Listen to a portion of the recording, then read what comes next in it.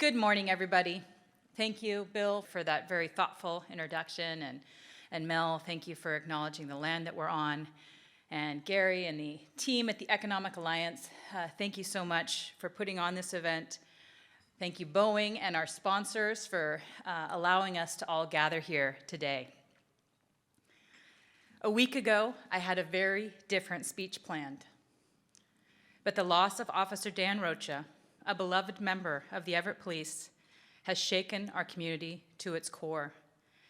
And our hearts are grieving with his family and his loved ones, his wife and 2 young children, his fellow officers, and his friends.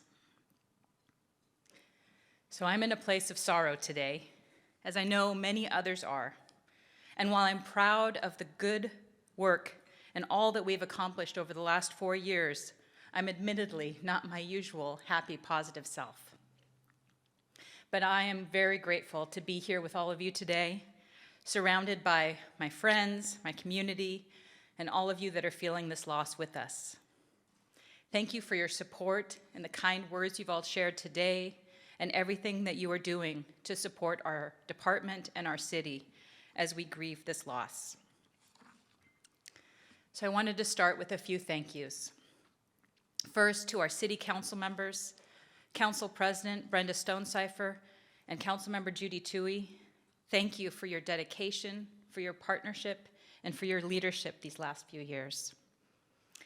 And to our 5 district council members, Mary Fossey, Paula Ryan, Don Schwab, Liz Vogely, and Ben Zarlingo, it's truly an honor to work with each of you.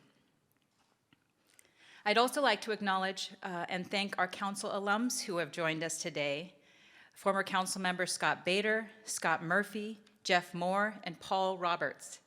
Each one of you made a lasting contribution to our community, and I'm grateful for the service that you have provided to the city of Everett. I also want to thank our dedicated staff team.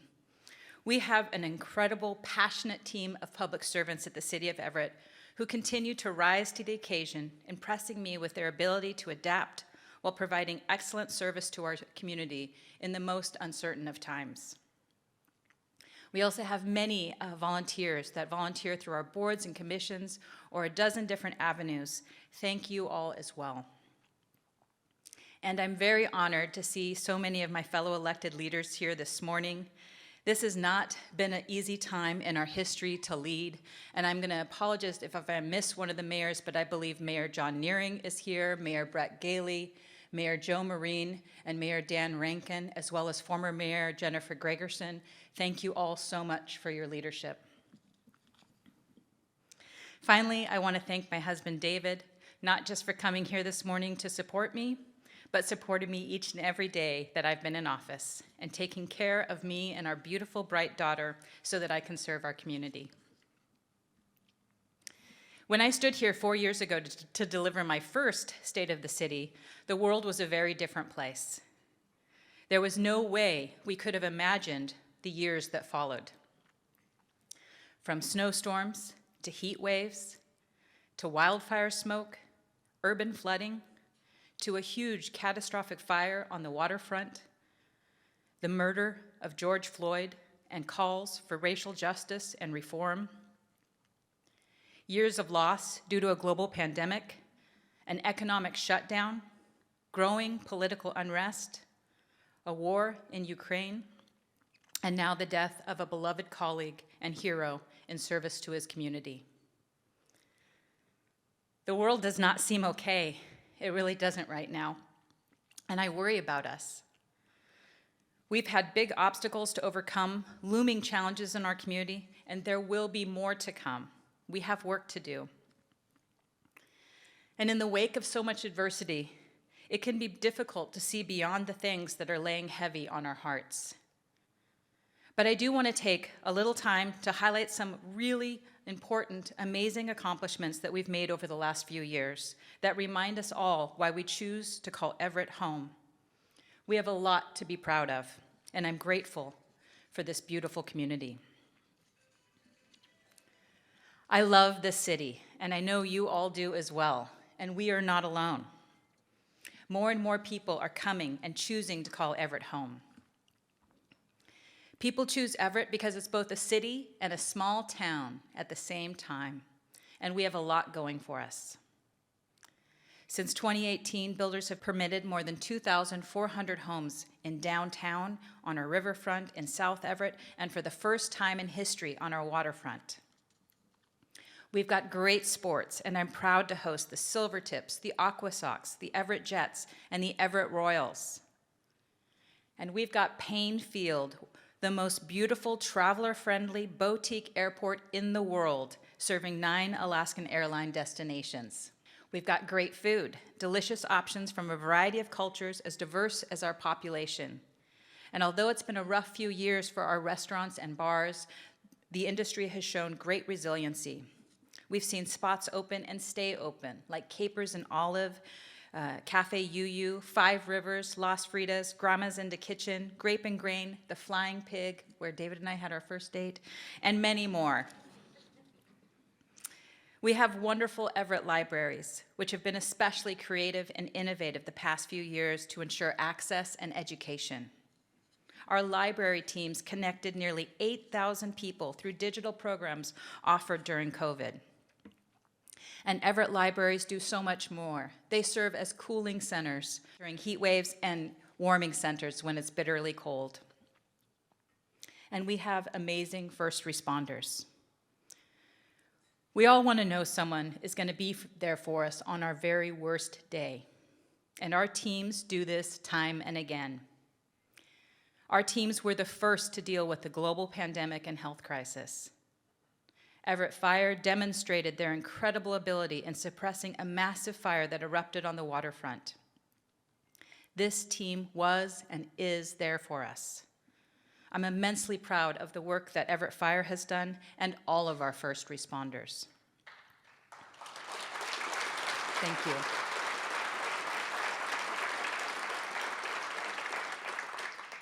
An area of emphasis for our teams these past few years has been on recruiting, with the goal of building a workforce that reflects the diversity of the community we serve. And as a result, we're seeing more diversity in our first responder teams. Last year, 50% of our police officer hires represented members of our BIPOC communities. 40% of our police hires were women, and in Everett Fire, 1/3 of our new hires were women.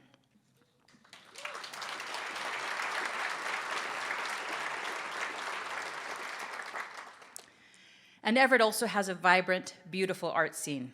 The Shack Art Center, led by Judy Toohey, delights us with exhibits and hands-on classes. Village Theater, Historic Everett Theater, and Tony V's are back with shows. Both Everett Improv and Black Lab Gallery opened new locations downtown, and the new Lucky Dime recently opened. And the Angel of the Winds Arena is bringing a great lineup to us. I want to give the Angel of the Winds Arena and the PFD a very special shout out, not only for hosting us today, but for stepping up to generously donate the arena to honor Officer Rocha on Monday. Thank you.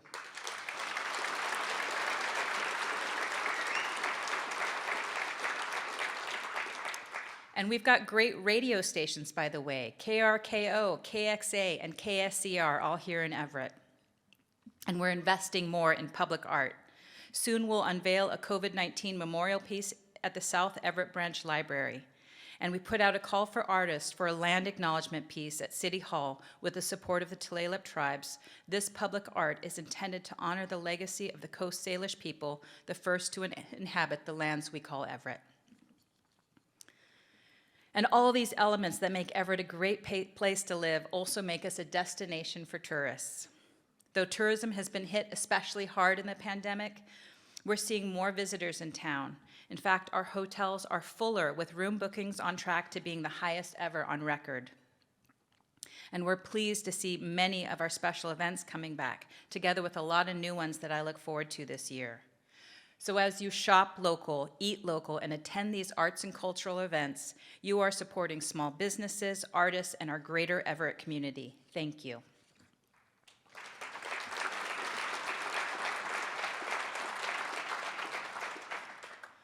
Our beautiful park system is one of our best assets. Our parks have played an important role in getting us through the last few years, providing us a place to go when we needed to get out and a place to gather when we could not be indoors. We've continued to invest in our parks, including new playgrounds at Forest and Howarth Parks, resurfacing of our sports courts at Forest, Legion, and Howarth, a new dog park at Lowell Riverfront Trail, a brand new Emma Ewell Park opening very soon, and we've had renovation at both golf courses, improving their design and playability. Additionally, we've entered into some new partnerships that are providing enhanced recreational opportunities for our community while saving taxpayer dollars. One is our new partnership with Volunteers of America to manage the Carl Gibson Center.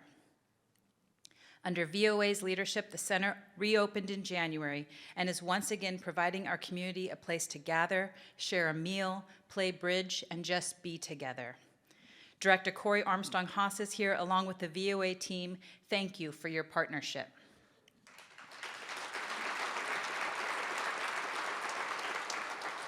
We have a lot of new other partnerships as well to serve the community, and one I know that my daughter is looking forward to is an elevated rope course coming soon to a park near you. Everett is also a great place to do business. We are the center of aerospace innovation, and Boeing and the entire industry are a vital part of our community. Aerospace drives Everett's economy, and I'm committed to ensuring Everett remains a leader in the aerospace sector.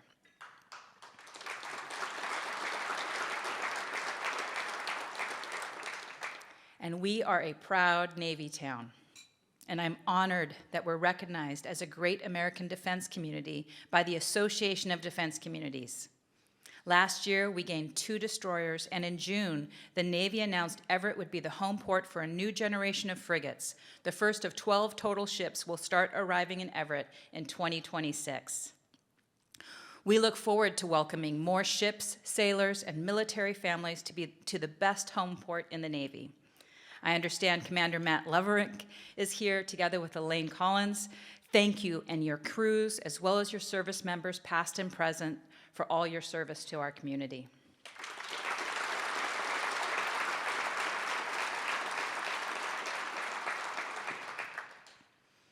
Also on the waterfront, the Port of Everett is making significant investments in support of our critical trade, aerospace, and defense industries to strengthen our economy. The port's forward thinking in trade and maritime continue to position Everett as a key player in the global supply chain. Just last year, the port opened its modernized South Terminal, which is playing a major role in addressing the supply backlog. I know we all know how important that is. The port is also growing its waterfront amenities, adding Hotel Indigo and Jetty Bar and Grill, as well as our first waterfront apartments. And over the next 5 years, more restaurants and retail shops will come, together representing 1.5 million square feet of new mixed-use amenities and supporting more than 2,000 jobs. I know that we have Port Commissioner Steiger here, as long as the many port team members. Thank you for investing in our waterfront and helping to drive our local economy.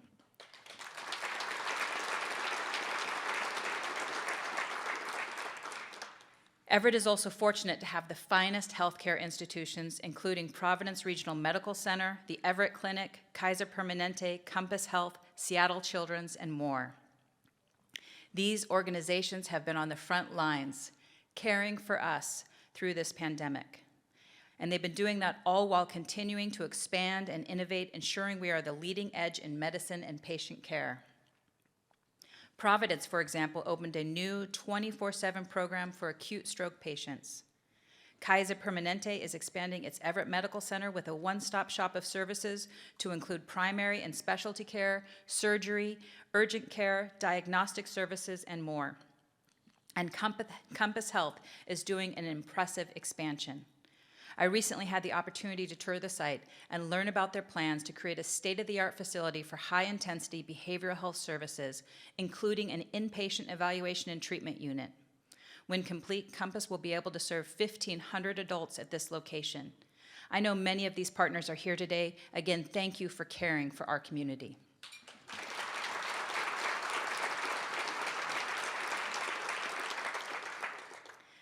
We are also establishing Everett as a hub for clean energy and green technology. And we are attracting companies that are truly changing the world. In clean energy, Helion Energy and Zap Energy are working to unlock commercial fusion, while TerraPower is perfecting a fourth-generation fission reactor. And in clean aerospace, Magnix and ZeroAvia are exploring electric and hydrogen air travel. One of Everett's largest employers is Fortive, a Fortune 500 company. Fortive and their subsidiary Fluke are investing in growth locally, including a multi-million-dollar headquarter renovation and expanding manufacturing facilities here in Everett, which produce global technologies that keep the world up and running. I'm grateful to these businesses, as well as our many other new businesses, both large and small, who are locating in our city and growing, and I look forward to welcoming many more in the coming years. Overall, more than $180 million in commercial projects have been permitted in the last 2 years, with over 1 million square feet of commercial property built and permitted. As a city, we cannot do this work alone to drive our economy. We work in partnership, regionally with the Port, with Snohomish County, the Economic Alliance, the Greater Seattle Partners, and locally with the Downtown Everett Association, collaborating on ways to elevate our region and Everett in an already competitive global market. And Everett is also a great place for students. We have exceptional academic institutions here, starting with our K-12 system.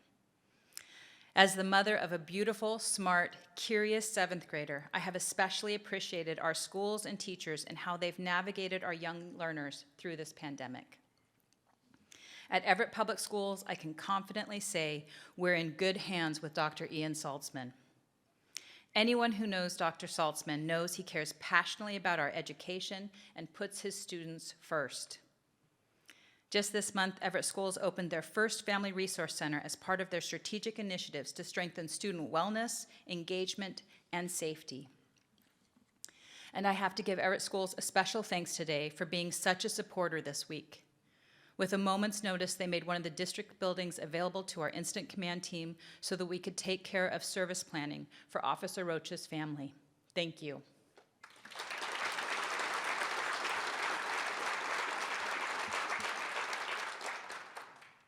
We also have an incredible leader and partner in Dr. Allison Bernelson and Mukilteo School District. Mukilteo Schools launched several new programs to promote social emotional well-being, which is so incredibly important right now. Mukilteo is leading with equity and has increased and expanded their equity training with a staff-based equity team in each one of their schools. The past few years have prompted innovation and change in how these districts teach and keep kids learning. Both districts have made Chromebooks available to every student so that access to technology is not a barrier for any child in our city. Again, thank you to our schools and district leadership.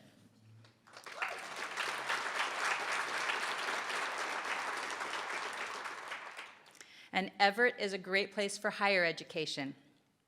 Just last month, Everett Community College was named a Leader College of Distinction, honoring efforts to advance student success and narrow equity gaps.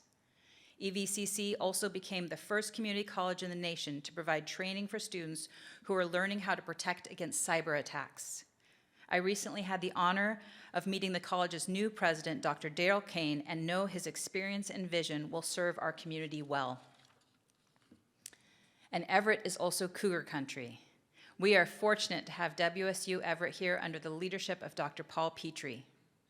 WSU continues to invest in Everett by adding new programs such as business administration and a new Bachelor's of Science degree in cybersecurity operations.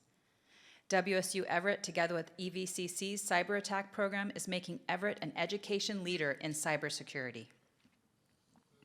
In addition to higher learning, we have exceptional early learning options like Imagine Children's Museum. The Children's Museum is completing their capital expansion project, which will serve hundreds of thousands of children. And it's the first major construction project to take advantage of cross-laminated timber, an environmental innovation made locally in Darrington, Washington.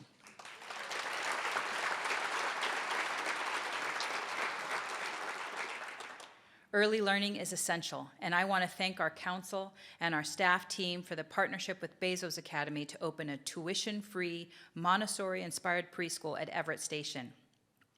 We have a real shortage of preschool and early learning options in Everett, especially for low-income families.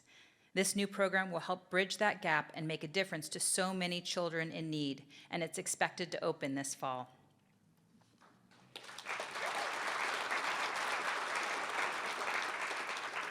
You can clap anytime. It gives me a lot of moral support up here, so just go for it. Speaking of innovation, our city team in Public Works has completed some very impressive projects. Something everyone's talking about is our beautiful Grand Avenue Park Bridge. Although its primary purpose was to upgrade deteriorated storm and sewer pipes, I think we can all agree that the benefit we love most is its beautiful design and the connection it provides between the waterfront and Grand Avenue Park.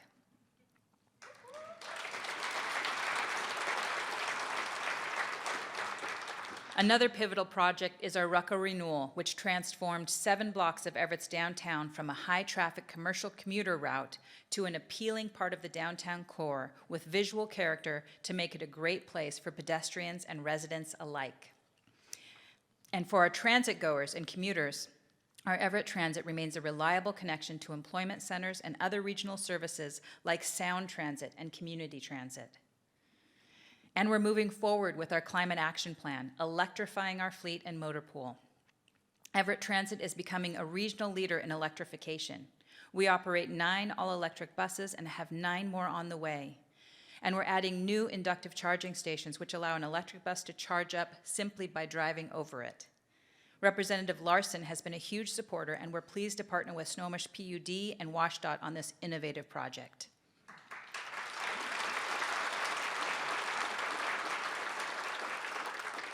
The PUD is collaborating with us on a community solar project in South Everett as well, which will generate funds to help income-qualified households keep their lights on. And I'd like to congratulate the PUD for recently being named a reliable public power provider, which is a very big deal in the public power world, so congratulations.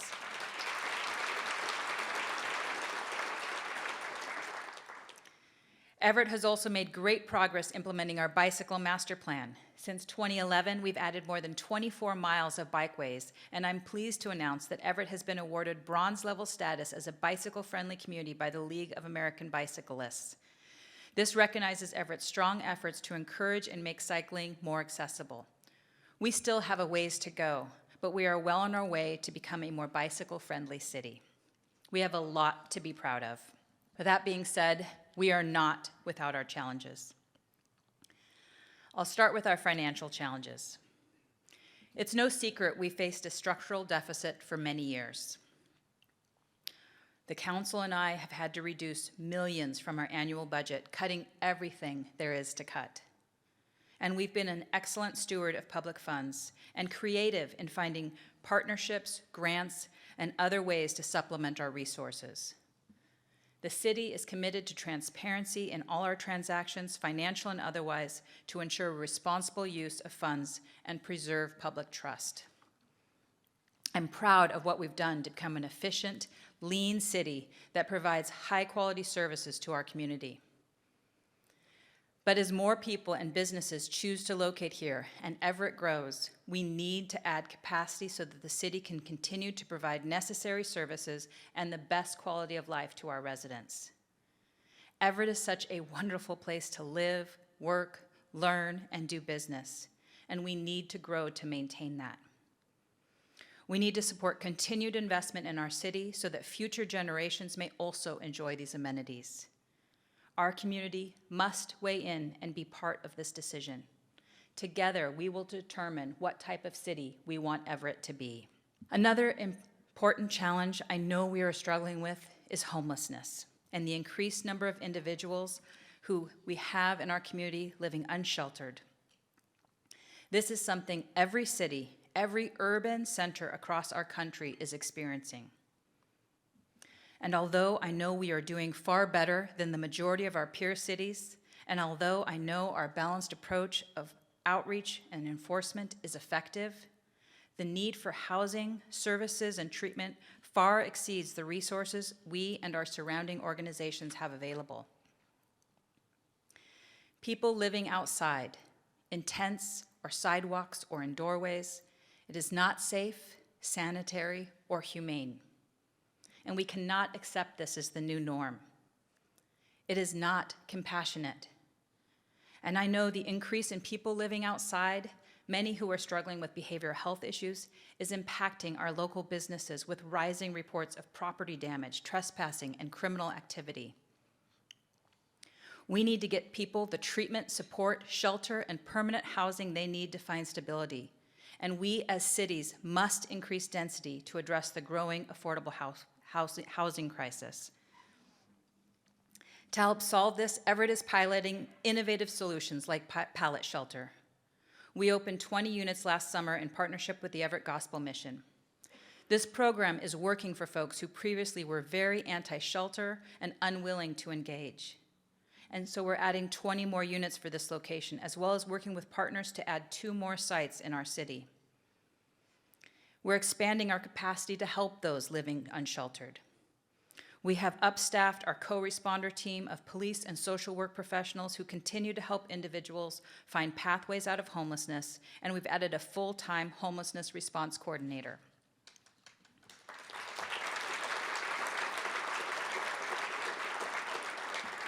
We're taking action on student homelessness. The majority of adults experiencing homelessness were first unsheltered as children. Keeping youth stable and housed is an essential prevention strategy. With partners, we will add 28 pallet shelters for families with children, and I want to thank both Snohomish County and Representative Larson for funding this project, as well as Pallet Shelter for their incredible, socially responsible business model.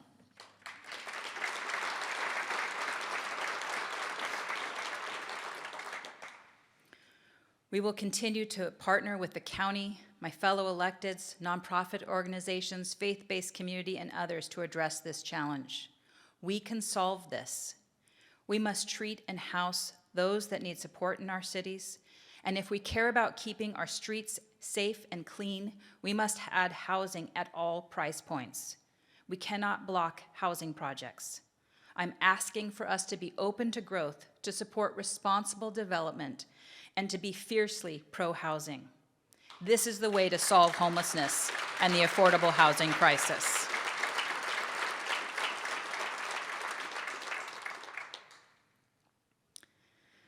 Another challenge I want to speak to today is public safety.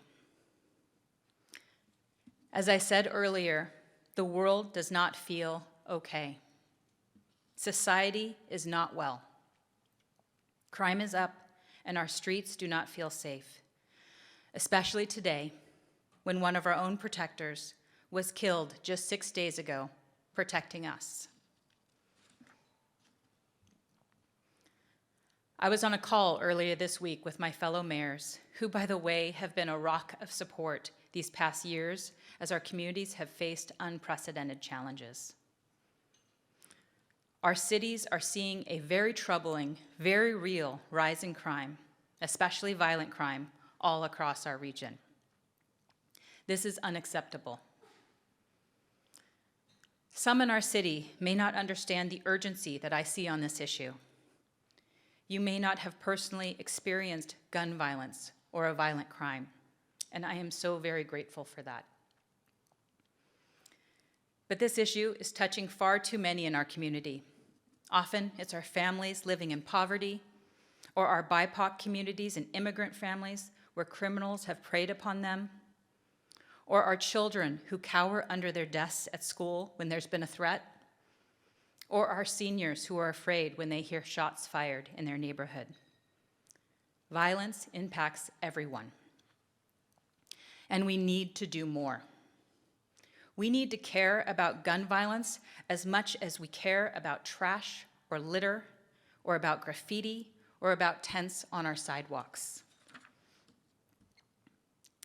When I started just over 4 years ago, addressing gun violence was my top priority. We initiated some very successful programs and we're making great progress, really significant progress towards reducing crime. Honestly, we have the best officers in the country, led by Chief Dan Templeman.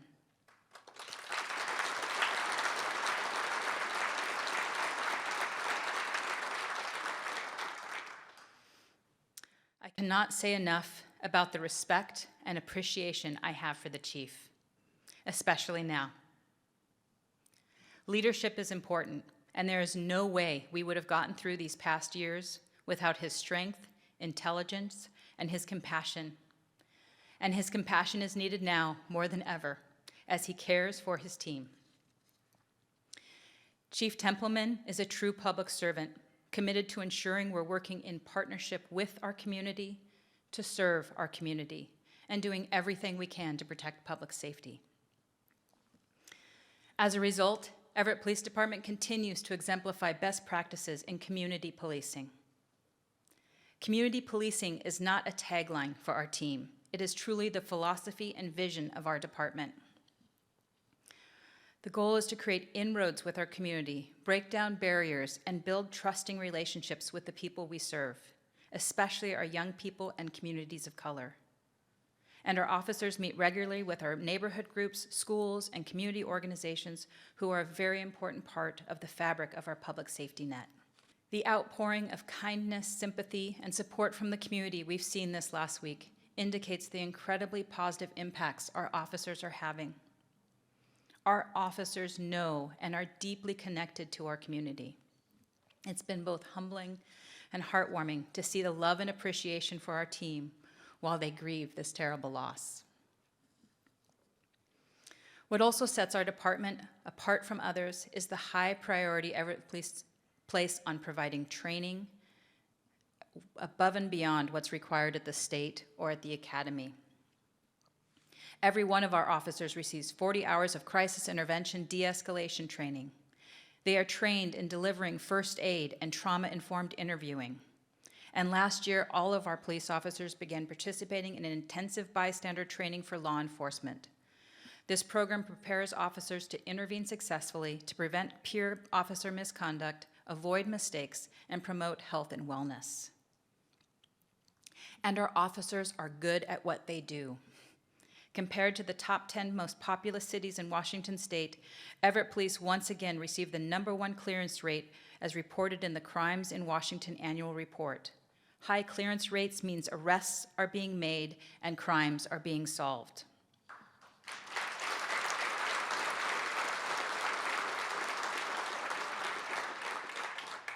But we've long known we cannot arrest our way out of this problem. And arrests don't always result in accountability or safety.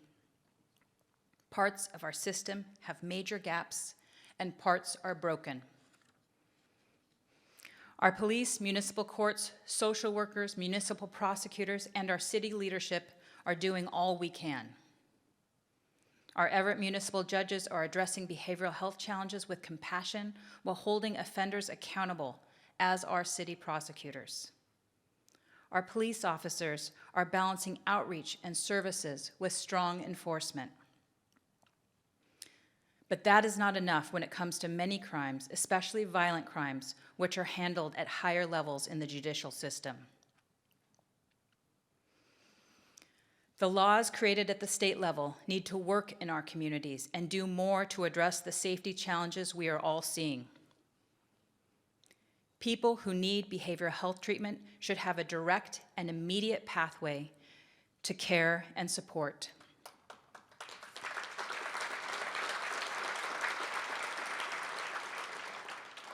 Open drug use is not safe.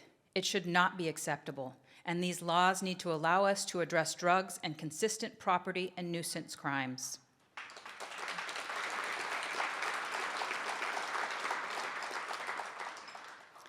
And those who commit violent crimes must be held accountable.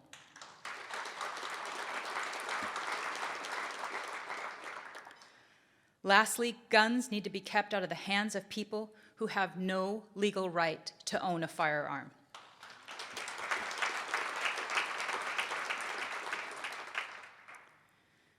My job as mayor, as the CEO of our city, is to do everything in my power to ensure I never get a call like I did last Friday from my police chief. And I know my fellow mayors and leaders are with me in saying we need the support, courageous action, and leadership of higher levels and other branches of government to solve this tide of rising crime we have in our communities. Please join with us as we advocate for support and safety for our cities.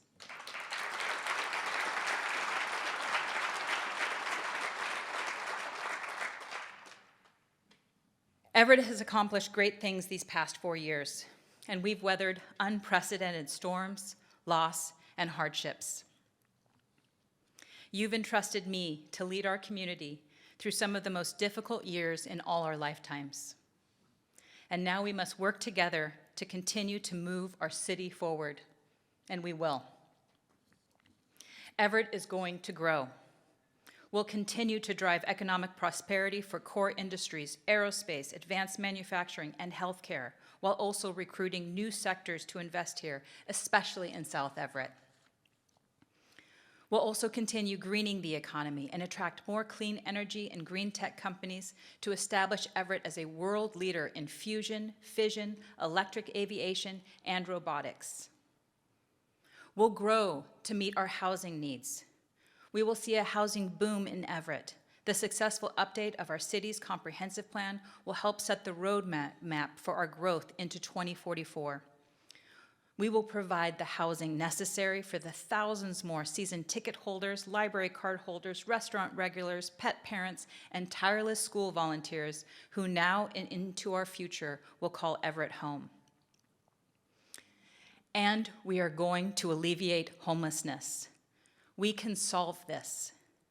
We know the names of the individuals on our streets. We should be able to help each person outside get housing and services. We'll call on the state and we'll partner with the county and our neighboring jurisdictions to ensure treatment is available on demand and that we have adequate bridge and permanent housing. Additionally, I've asked my teams to develop an alternative response program for residents experiencing homelessness and behavioral health challenges to create a better way to help.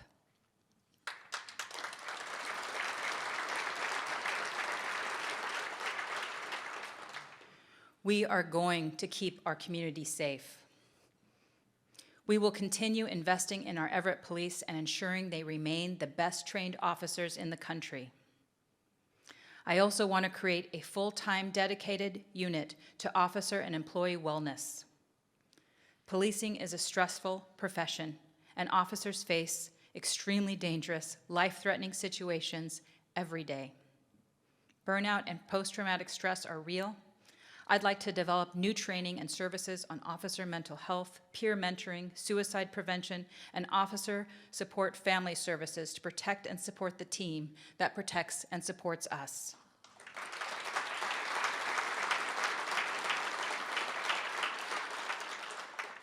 And we must reduce violence, keep guns out of the hands of felons, and hold violent offenders accountable.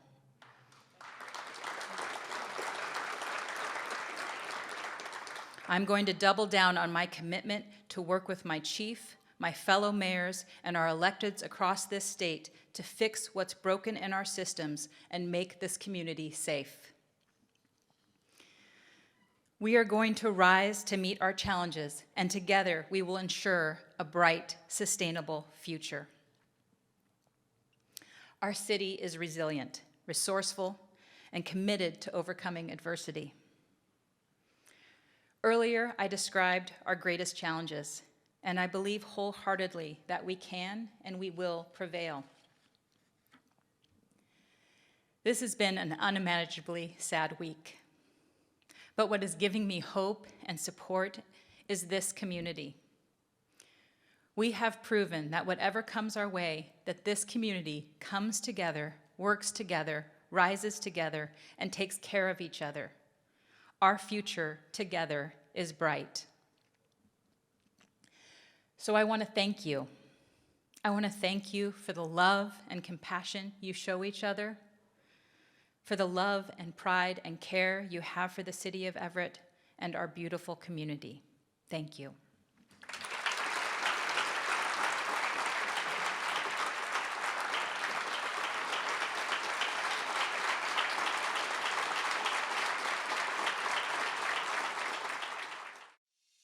So I got in my car and I got off the highway, drove down Hewitt, and fell immediately in love. I was in a place that felt like home. I I've been in Everett since I was 7 years old. I consider Everett my hometown. I've been here since I was 12 years old. We've owned this house for 3 months. I was born up the street at General Hospital. I felt so welcome when I got here from Mexico that I knew they were going to welcome our business and our food and everything we have to bring to Everett. We moved here because we wanted more of like the city feel, but also like the small town city feel. We found that Everett, after an exhaustive search, was the right place that had that unique mix of industrial talent that build things and modern computation, power electronics, and other advanced technologies. The leadership of Everett's doing a lot of exciting things to help Everett, become what it's potentially able to become, which is a great tourist destination and wonderful city for families and shopping. I think the reason why we put Fortive's headquarters here in Everett was really comes down to experience. We had one of our largest operating companies, Fluke, here for decades. And it's that experience that really told us that this was the place for Fortive. Everett is a community of families. And I know bringing my family to see the Aqua Sox and participate in the local community and the Children's Museum, I want to bring my family here to Everett, and I know that the Helion team wants to bring their families here too. For me, it's home, and Everett has been very accommodating, and I just hope that more people can come experience that. My favorite things to do in Everett always start with food. I'm unashamed about that. I love our good restaurants. I want more of them to come here. I appreciate that we have everything we need really in our neighborhood. Grocery store, a couple different restaurants, our favorite coffee stand. I love it when our family can get together and we can go participate in something that's happening. Whether it's the Nubian Jam, the Sorticulture, anything that gets us outside together. I love that about us. And it's an us thing. It's a we thing that we get to do.